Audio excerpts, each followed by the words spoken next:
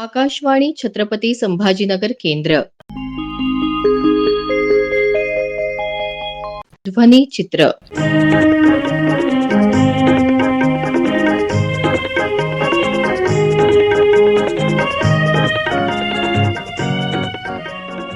जागतिक थॅलेसेमिया दिन आणि जागतिक हास्य दिनानिमित्त आयोजित कार्यक्रमांचा संपादित अंश तसंच आम्ही पर्यावरण प्रेमी संस्थेच्या लढ्याबाबतची माहिती आज आपण ध्वनिचित्र या कार्यक्रमात ऐकणार आहोत. छत्रपती संभाजीनगर इथं 6 मे रोजी एक पाऊल थॅलेसेमिया मुक्तीकडे संकल्प सप्ताहाची सांगता करण्यात आली. यावेळी राज्याच्या आरोग्य राज्यमंत्री मेघना साकुरे बोर्डीकर यांनी उपस्थितांना मार्गदर्शन केलं. त्या म्हणाल्या, 8 मे हा जागतिक थॅलेसेमिया दिवस आणि मागच्या 8 मे 2025 पासून आपण आपल्या राज्यामध्ये एक पाऊल थॅलेसेमिया मुक्तीकडे हा संकल्प केला होता आणि हे अभियान हाती घेतलं होतं आणि आज त्याची वर्षपूर्ती झालेली आहे. या केलं आहे सरकारच्या सगळ्या योजना, सगळे अभियान यशस्वीपणे राबवण्यासाठी त्यांची सगळी आयामाची टीम सातत्याने आम्हाला सहकार्य करत असते आणि सर्व पालक, या ठिकाणी आलेले सर्वच डॉक्टर वर्ग, खरं तर मला स्वतःला मी आपल्या सोळंके ताईंना विचारलं की तुम्हाला थॅलेसेमिया आजाराबद्दल माहिती होती का, कारण की तोपर्यंत मला माहिती नव्हतं, ते स्वतः डॉक्टर आहे. पण मला स्वतःला थॅलेसेमिया आजार हा जोपर्यंत पिंपळगावकर मला येऊन भेटले नाही तोपर्यंत माहिती नव्हतं. आणि खरं तर आपण जोरदार टाळ्या वाजवून एकदा लक्ष्मीकांत पिंपळगावकर यांचं कौतुक केलं पाहिजे की त्यांनी ते स्वतः डॉक्टर नसताना सुद्धा ह्या थॅलेसेमिया आजारावरती मी काहीतरी केलं पाहिजे आणि मी करू शकतो आणि लोकांना ह्यापासून वाचवू शकतो, ही त्यांची सातत्याने धडपड. म्हणजे मी ह्या सामाजिक जीवनामध्ये 2012 पासून आले आणि तेव्हापासून ते माझ्या संपर्कामध्ये आले आणि त्यांची जिद्द, तेव्हा सुद्धा मी तर कुठल्या पदावरती नव्हते, पण त्यांनी सांगितल्यानंतर आमच्या कलेक्टरांना सांगून त्यांना जी काही मदत पाहिजे, ज्या ज्या ठिकाणी त्यांना कुठे अडचण येत असेल महाराष्ट्रामध्ये, भारतामध्ये, तिथे माझ्या फ्रेंड सर्कल मधल्या लोकांना सांगून थोडी मदत करणं, असं मी काम करत होते. आमदार झाल्यानंतर सुंदर असा कार्यक्रम आम्ही आमच्या जिल्ह्यामध्ये त्यांच्या मार्गदर्शनामध्ये राबवला आणि चांगल्या पद्धतीने आम्हाला यश आलं. आणि मग योगायोगाने मी आरोग्य राज्यमंत्री झाल्यानंतर तर मग पिंपळगावकरांचा आणखी आत्मविश्वास वाढला की आता आपण राज्यामध्ये ही मोहीम चांगल्या पद्धतीने आपण करू शकतो आणि त्यांना आपण राज्य समन्वयक म्हणून या ठिकाणी नेमलं. आणि मागच्या वर्षी 8 मेला आपण ह्या एक पाऊल थॅलेसेमिया मुक्तीकडे हा संकल्प केला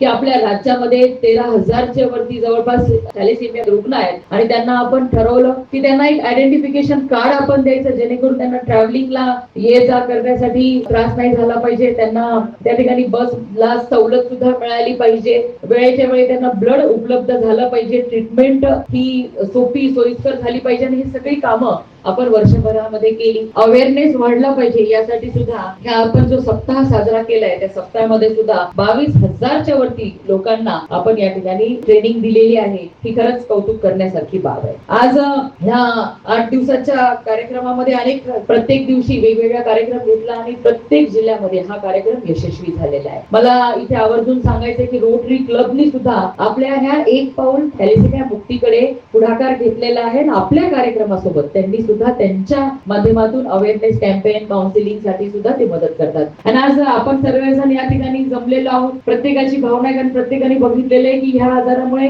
त्या पेशंटला, त्या रुग्णाला आणि त्याच्या परिवाराला कुठल्या कुठल्या त्रासातून जावं लागतं आणि मग त्यांना हा आपण योग्य ट्रीटमेंट मिळाल्यानंतर ह्या आजारापासून पूर्णपणे तो रुग्ण बरा होऊ शकतो. पण येणारा रुग्ण ह्या आजारापासून जन्माला येऊ नये ह्यासाठी सुद्धा आपण काम करू शकतो, ही आपल्या सर्वांना माहिती आहे. आणि त्यासाठी एकत्रित काम करणं गरजेचं आहे आणि एका विचाराची लोक एकत्रित झाल्यानंतर मला खात्री आहे की आपल्या केंद्र सरकारने जो एक पाऊल थॅलेसेमिया मुक्तीकडे आपल्या राज्यामध्ये सुद्धा आपण सगळ्यात पुढे आहोत ह्या दिशेने वाटचाल करण्यासाठी सुंदर असा कार्यक्रम आपण इथे वर्षभर राबवलेला आहे. आणि दुसरा टप्पा सुद्धा आज वर्षपूर्ती झाली पिंपळगावकरजी, याचा अर्थ असा नाही की हा कार्यक्रम संपला. हा सातत्याने जोपर्यंत महाराष्ट्रामध्ये जन्माला येणार एकही बाळ हे थॅलेसेमियाने जन्माला येणार नाही तोपर्यंत आपला हा कार्यक्रम चालू राहणार आहे. त्यासाठी आपण सर्वजण काम करणार आहोत. पण एवढे सुंदर, एवढे विद्वान मंडळी आणि मनापासून सगळ्यांसाठी मदत करण्याला तयार असलेली आपण शासन तर आहेच, पण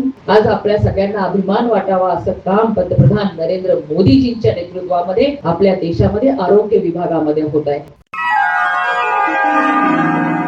जागतिक हास्य दिन मागच्या आठवड्यात साजरा करण्यात आला. यानिमित्त छत्रपती संभाजीनगर इथले हास्यकवी डॉक्टर विष्णू सुरासे यांनी हास्य दिनाचं महत्त्व, ताणतणाव, मानवी चेहऱ्यावरील हास्याचं महत्त्व या विषयावर मार्गदर्शन केलं. ते म्हणाले, या वर्षी 3 मे रोजी देशामध्ये जगामध्ये हा जागतिक हास्य दिन मोठ्या उत्साहामध्ये साजरा झाला. आजचा काळ हा ताणतणावाचा काळ आहे, स्पर्धेचा काळ आहे. प्रत्येकाला वाटतं की आपल्या वाट्याला आनंद येणं अत्यंत गरजेचं आहे. यामुळे प्रत्येक जण जीवापाड मेहनत करतो, धावपळ करतो आणि कळत नकळतपणे माणसासोबत तणाव मैत्री करतो. आजच्या काळामध्ये हा तणाव दूर होण्यासाठी हास्य आणि विनोदाचं अत्यंत महत्वाचं स्थान आहे. माणसाने खळखळून हसलं पाहिजे, कारण हास्य ही जगातली सर्वात मोठी श्रीमंती आहे. दुःखी नाही, कष्टी नाही असा एकही माणूस या जगात नाही. रानातल्या पाखराला सुद्धा आपली भूक भागवण्यासाठी कमालीचा संघर्ष करावा लागतो. आपण तर माणसं आहोत. म्हणून आपल्या जगण्यातलं दुःख कमी करण्यासाठी, आपल्या सोबत नैराश्याने मैत्रीच करू नये यासाठी आपल्या जीवनामध्ये हास्याचं अत्यंत महत्वाचं स्थान आहे. वर्तमानपत्र उघडल्यानंतर किंवा अनेक ठिकाणी जेव्हा बातम्या बघतो तेव्हा नैराश्यातून ज्या आत्महत्या होतात ते बघून माझं मन अस्वस्थ होतं. आणि हे सारं बघितल्यानंतर असं वाटतं की कुठंतरी या माणसाचं दुःख, या माणसांचं नैराश्य कमी करण्याचा आपण प्रयत्न केला पाहिजे. मला या प्रसंगी हेही सांगायला आवडेल की पूर्वीची जी तरुणाई होती, पूर्वीचे जे काही मुलं होते, तर ते आपल्या कुटुंबाचा नकार पचवायची, आई वडिलांचा नकार पचवायचे. परंतु आजची जी तरुणाई आहे ती कुठंतरी नकार पचवण्यासाठी यांना अडचण येते आहे. म्हणावा तसा नकार पचवताना ही तरुणाई दिसत नाही आणि मग यातूनच कुटुंबामध्ये खटके उडतात आणि नकळतपणे वादाला सुरुवात होते आणि याच वादातून तणावाची निर्मिती. म्हणून मी आजच्या तरुणाईला असा संदेश देईन की आपल्या जगण्यामध्ये जर आनंद हवा असेल, आपल्या जगण्यामध्ये जर सुख आणि समृद्धी हवी असेल, तर तुमच्या चेहऱ्यावर हास्य ठेवा. अनेकांना असं वाटतं की खिशात प्रचंड पैसा असला म्हणजे माणसाच्या जगण्यात आनंद निर्माण होतो. असं जर कुणाला वाटत असेल तर तो त्यांचा पक्का गैरसमज आहे. खिशात पैसे असले म्हणजे माणसाच्या चेहऱ्यावर आनंद असतोच असं नाही. आनंद हा आपल्या खिशात असतो. आनंद छोट्या छोट्या गोष्टीतून मोफत मिळवण्याची गोष्ट आहे. हसण्यासाठी अजिबात पैसा लागत नाही. हसणं ही मोफत मिळणारी गोष्ट आहे आणि दुःखावर रामबाण उपाय जर कुठला असेल तो म्हणजे हास्य, खळखळून हसणं हाच आहे. म्हणून माणसाने आपल्या जीवनामध्ये आनंदाची निर्मिती जर करून घ्यायची असेल तर माणसाने स्वतः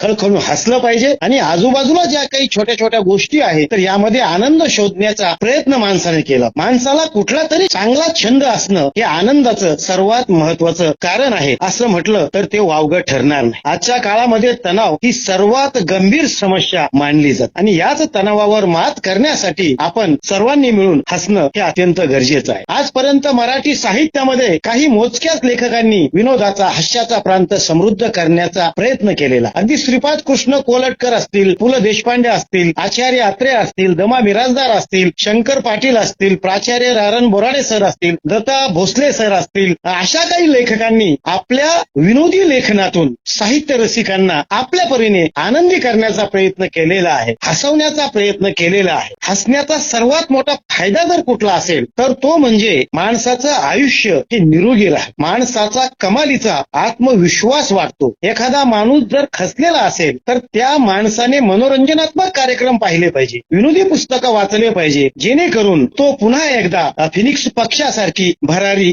नक्कीच घेईल. मला हे सांगायचं आहे या निमित्तानं की विनोद हा नैराश्याचा सगळ्यात मोठा दुश्मन आहे. म्हणून नैराश्याला जर आपल्या जगण्यातून कायमचं दूर करायचं असेल तर आपल्या सोबत विनोद असणं अत्यंत गरजेचं आहे. आपली मैत्री विनोदासोबत असणं अत्यंत गरजेचं आहे. या प्रसंगी मी असंही म्हणेल की माणसाचा चेहरा मेकअपने सुंदर दिसत नाही. माणसाचा चेहरा मेकअपने सुंदर दिसत नाही. माणसाचा चेहरा हसल्यावर सुंदर दिसतो. आणि मला तर असं वाटतं की प्रत्येक कार्यालयामध्ये, प्रत्येक शाळा महाविद्यालयामध्ये दरवर्षी 3 ते 4 विनोदी कार्यक्रम होणं अत्यंत गरजेचं आहे. आणि आजच्या या स्पर्धेच्या युगामध्ये, आजच्या या धावपळीच्या युगामध्ये आपण आपल्या सोबत विनोद बाळगणं हे अत्यंत गरजेचं आहे. आणि दिवसभरातून किमान माणसाने 1 तास 1.5 तास खळखळून हसलं पाहिजे. आपल्याला सर्वात महत्वाचा भाग जर कुठला असेल तो म्हणजे हास्याचा, आनंदाचा.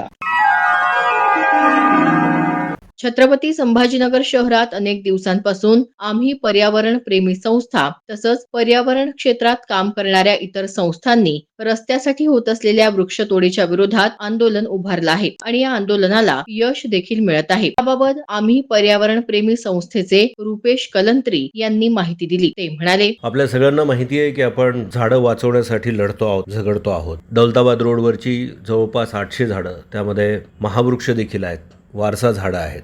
गरवारे स्टेडियम येथली 75 झाडं आणि यांचा बळी जाणार म्हणून आपण लढतो आहोत. खरं तर झाडं वाचवण्यासाठी नाही तर आपण स्वतःला वाचवण्यासाठी लढतो आहोत. खूपदा असं यापूर्वी मी ऐकायचो की आपण पर्यावरणाच्या चळवळीमध्ये असताना अनेक जण म्हणायचे की पुढच्या पिढीला आपण काय सोडून जाणार आहोत. ते पुढच्या पिढीसाठी लढणं आता राहिलेलं नाही आहे आणि पुढच्या पिढीवर संकट नाही आहे, ते तुमच्या आमच्यावर आहे आणि त्यामुळे आपण लढतो आहोत.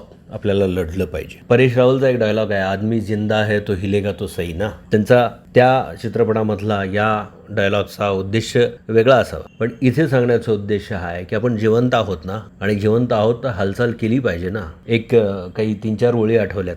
मरने के बाद इंसान नहीं सोचते, मरने के बाद इंसान नहीं बोलते, ना सोचने ना बोलने से इंसान मर जाते. आपण मृत आहोत का जिवंत आहोत हे बघण्याची वेळ आहे. त्या अनुषंगाने आपल्या या लढ्याला छोटंसं यश मिळालं. हायकोर्टाने गरवारे स्टेडियम येथील झाडं, सुनावणी सुरू आहे तोपर्यंत, निर्णय लागत नाही तोपर्यंत झाडांना धोका निर्माण होईल असं कुठलंही काम करण्याची मनाई केलेली आहे. मग तो आपण आनंद साजरा केला पाहिजे म्हणून आपण जमतो. मग आपण काय केलं, हा आनंद साजरा कसा केला, तर आपण पक्ष्यांसाठी काही पात्रं आणलीत, मातीची पात्रं, त्यामध्ये पाणी टाकलं आहे आणि त्याच झाडांच्या खांद्यावर आपण ही पात्रं ठेवली आहेत. या खांद्यावर पक्षी येतात, बसतात, चिवचिव करतात, बागडतात आणि ते आपल्यासाठी पण बरंच काही घेऊन येत असतात. तिथे त्यांच्या पाण्याची आपण व्यवस्था केली आणि हा आपण आनंद साजरा केला. तेव्हा मी म्हणतो की पक्षी, त्या पक्ष्यांसाठी पाणी ठेवणं आपल्याला सगळ्यांना माहिती आहे. कधी आपण कीटकांचा विचार केला आहे का? ही कीटक काय करत असतात, पक्षी काय करत असतात, किडे काय करत असतात, छोटे छोटे जीवाणू, विषाणू,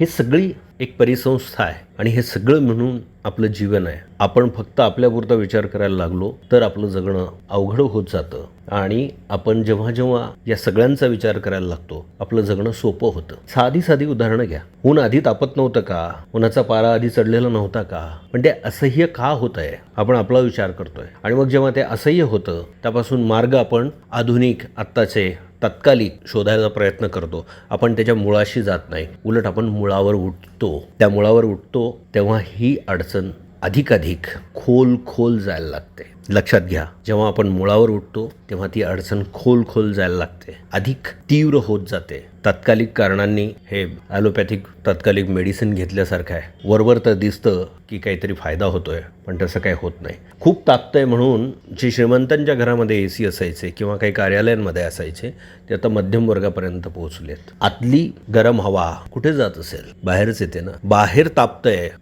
तो ताप, ती उष्णता आपल्याला सहन होत नाही घरामध्ये, म्हणून आपण घरातली व्यवस्था केली. आपण AC लावले, कूलर लावले, थंड हवा आपल्यासाठी घेतली. गरम हवा बाहेर सोडली जाते, ती वातावरणातच सोडली जाते. दुष्टचक्र तयार होत आहे. शेवटी वातावरणात सतत सर्वांनी मिळून जर गरम हवा सोडत राहिलो, आपण वीज वापरत राहिलो, वीज कशी तयार होते? चक्र लक्षात घ्या. तुम्ही एक तत्कालिक उपाय शोधता. तुम्ही वाहतुकीचा प्रश्न सोडवण्यासाठी म्हणून रस्ते विस्तार करण्याचा प्रयत्न करता. 140 कोटींचा देश आहे हा. त्याच्यामध्ये किती वाहनं आहेत? ती सगळी वाहनं आणि आपली वाढती लोकसंख्या याला आपण कसं पुरणार आहोत? मग काय करायचं?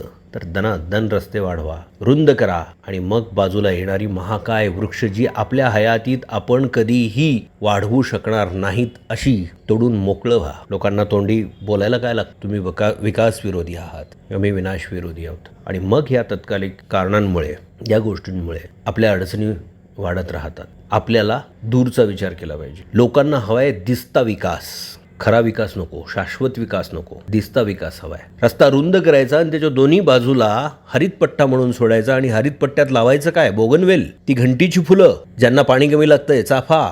कुठे ते महावृक्ष, वड, पिंपळ, उंबर, लिंब आणि कुठे ही खुरटी झाडं? काही सामना आहे. त्यामुळे आपल्याला सजग राहिलं पाहिजे, आपल्याला लढत राहिलं पाहिजे. लोकशाही व्यवस्थेत विश्वास ठेवून प्रत्येक आयुधाचा प्रत्येक व्यक्तीने वापर केला पाहिजे. तरच आपलं आणि आपल्या सोबत इतरांचं भलं होईल, जगणं सोपं होईल. लढत राहूया. जागतिक थॅलेसेमिया दिन आणि जागतिक हास्य दिनानिमित्त आयोजित कार्यक्रमांचा संपादित अंश तसंच आम्ही पर्यावरण प्रेमी संस्थेच्या लढ्याबाबतची माहिती ध्वनिचित्र या कार्यक्रमात आताच आपण ऐकलीत. हा कार्यक्रम आकाशवाणी छत्रपती संभाजीनगर केंद्राच्या प्रादेशिक वृत्त विभागाने सादर केला. सादरकर्ते समरजित ठाकूर, निर्मिती सहाय्य धनंजय ब्रह्मपूरकर.